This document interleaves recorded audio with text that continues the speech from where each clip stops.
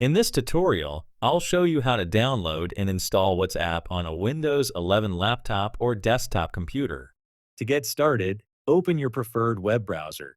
In the search bar, type Download WhatsApp and press Enter. From the search results, open the official WhatsApp download page.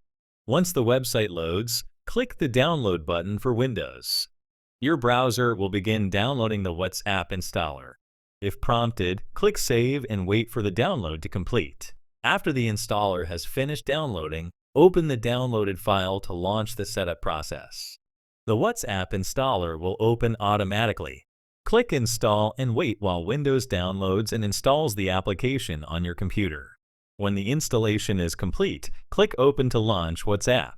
The WhatsApp desktop application will now start and display a QR code. To sign in, open WhatsApp on your smartphone, go to Link Devices, and scan the QR code shown on your computer screen.